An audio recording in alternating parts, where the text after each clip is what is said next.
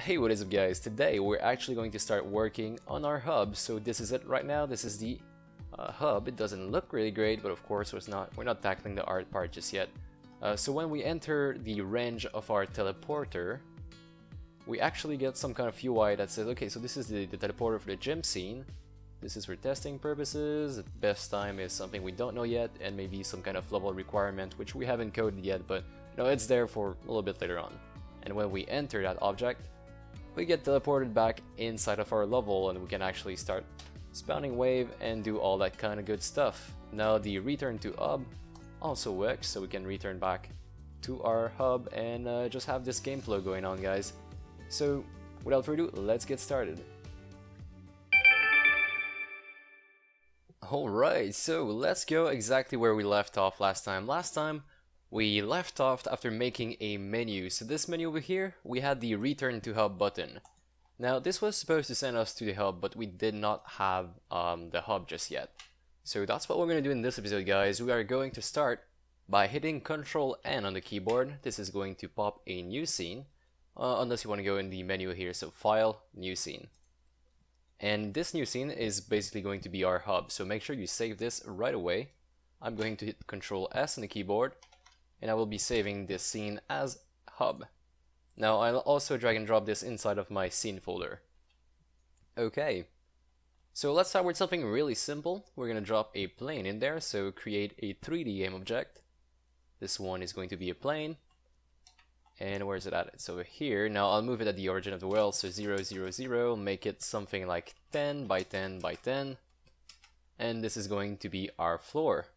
Of course, it's always temporary art because we are not tackling art just yet. So, what I'm going to do next is I am going to drop a player in here. So go ahead and drop a player in there. It is in prefab, and we saved our player under the player name here. So under prefab, grab your player, drop it in here. I'll also move it back at the origin of the world. Crank it up just a little bit like this, and now let's just hit play, make sure everything works fine, and you're gonna get a error down here. Basically said that we don't have any UI for our combat. Now we do not want to tackle this part just yet. Let's just forget about making the whole UI again for this scene. It is something I want to do a little bit later on though. In our hub, it would be really cool if we could try out our spell on target dummy or stuff like that.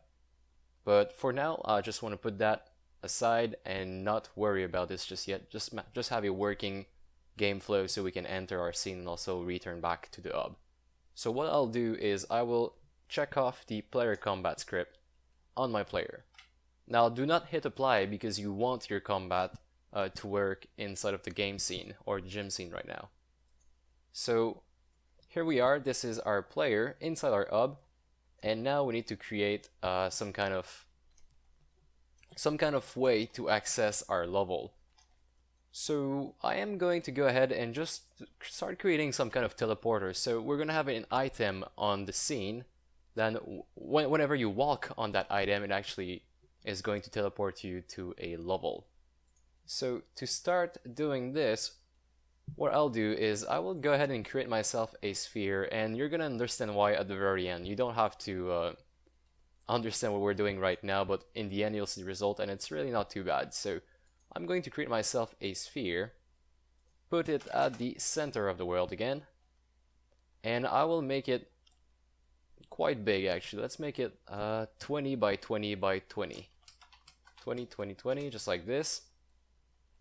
And this is pretty much going to be a radius. So I'm going to be using this sphere as some kind of radius. So whenever you enter that sphere, then we're going to have maybe some kind of menu pops up, and it's going to show you, okay, this is the teleporter for level 1 and all that kind of good stuff. So inside of that, I'm going to start putting items that look like a teleporter. So I'll just go ahead and turn off my mesh renderer because all I want out of this is the sphere collider. So I'll turn off my mesh renderer and I'll start building something here. I'll just move the player real quick so he's not in the way.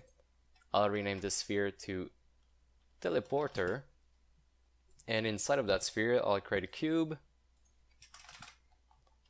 Move my cube over here. put it something something like that. Why not? So that's going to be the base of the teleporter. I'll drag and drop this inside of my teleporter, so it's actually children. And I'll also duplicate it and put one right above here. Now this is going to be the bottom of my teleporter, and this is going to be the top. I'll just go ahead and rename this for clean purpose. So base and top, and inside of that I'll need another object that will act as a trigger. So I'll just go ahead and put another cube. I'll duplicate, say top. Oop, don't want to hit build. I'm simply going to duplicate top, move it about here, make it a little bit less big like this, and this is going to act as our teleporter. So the top and the bottom are just acting as I guess artwork elements. Of course this is not the final art of our game, but this is what we're going to be using for now. And the middle part over here is going to be named trigger. And the reason we're doing this is because the collider for that trigger is going to be a on-trigger collider, which means that when we enter it, it's going to do something in our code. Well, if we want, but of course we do want that whenever we enter that zone, it's actually going to do something. Okay, so if we take a step back, let's actually put that inside our prefab folder first. So go back in prefab. We're going to create a folder in here. This is the hub prefab folder. Drag and drop this right in there, and I'm actually going to delete it. And now drag and drop it again over here so we can take a good look at it. So basically what we have is we have this object over here. So the teleporter is only a sphere, which we pretty much hidden. We hidden the mesh renderer. In fact, you could delete it if you want. So I'm going to delete mine, and inside of that sphere there is another trigger, which is the cube. So what I'd like to happen is whenever we enter that sphere, some kind of menu shows up. Some kind of 3D UI shows up next to the teleporter, and it actually says, okay, so this is the gym level, this is your best time, maybe some icons, so any kind of UI element that you want to put in there, and maybe UI animation as well. It just shows next to the teleporter so people have a confirmation of this is the level you want to go, or this is another level. And maybe also add some kind of requirement, so this level is not available for you yet, just go back and complete level 1. Something of the sort. Okay. Now that this is out of the way, we're actually going to start scripting. So I'm going to go inside of my script folder. I will create a new folder in here that is called hub. And I am going to create a teleporter script. And I'm also going to create another one called teleporter trigger. Oh, not a folder, another script actually. Teleporter trigger, no space. And we are going to start scripting those. So let's go ahead and open up teleporter first.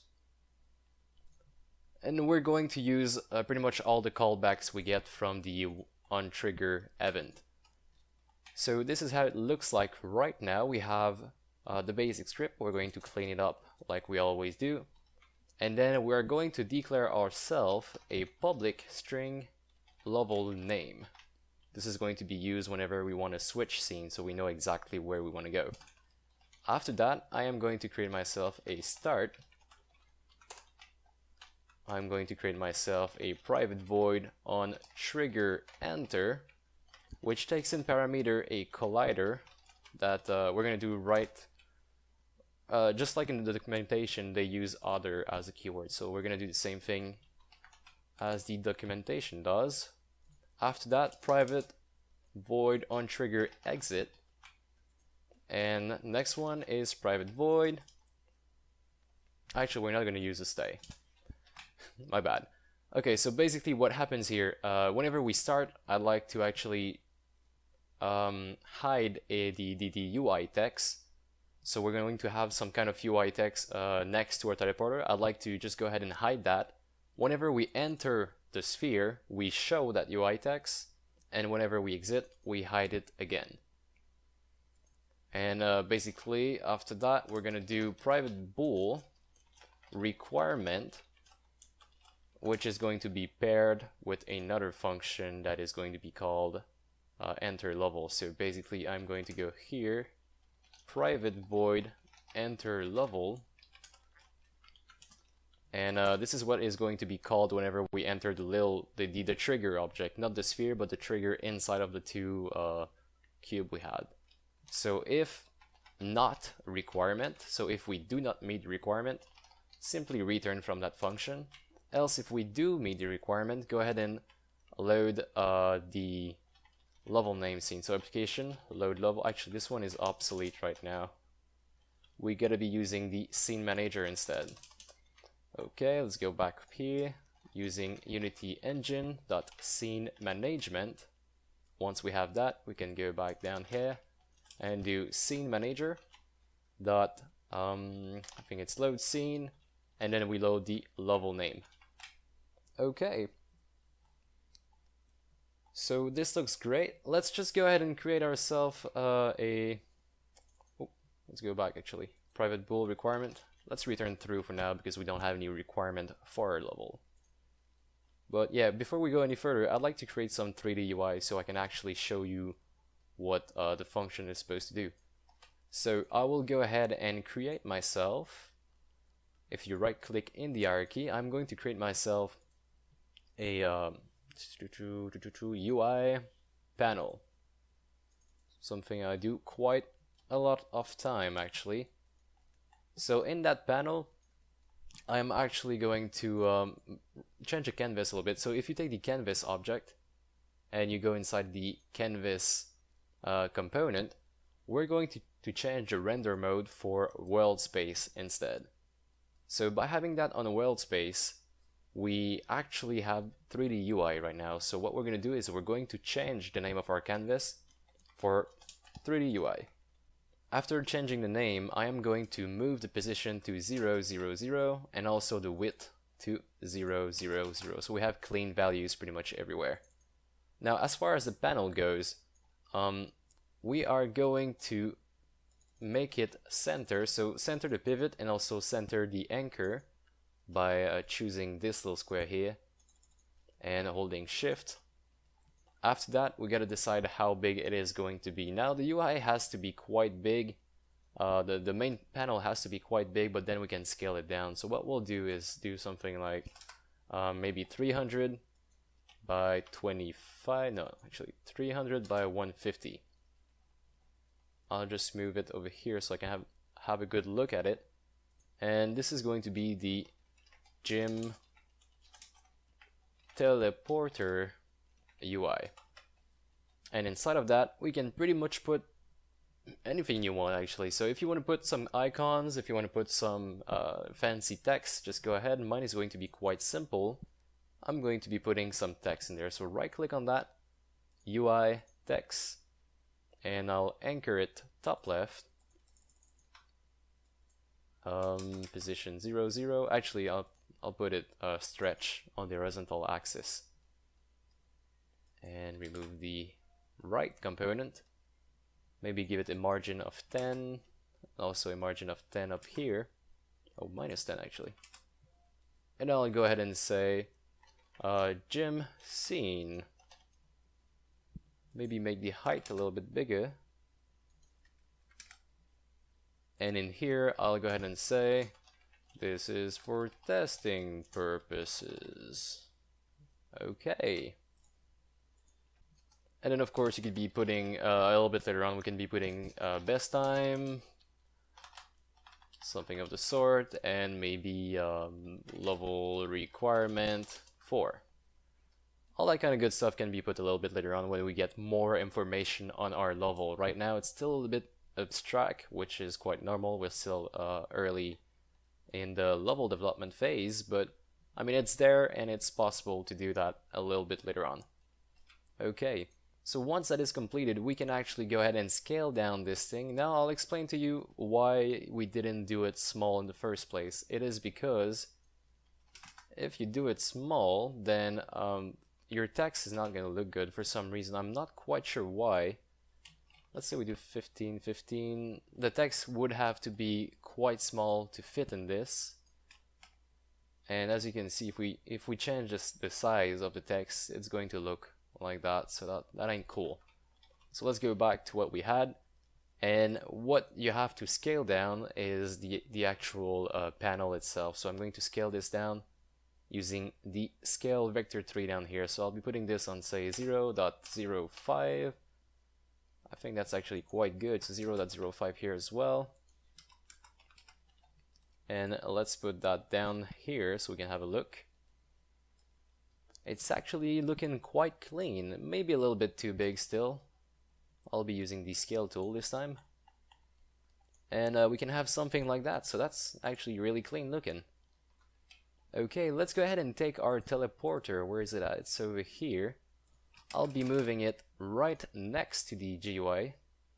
Not GUI, I mean UI text. And maybe around here.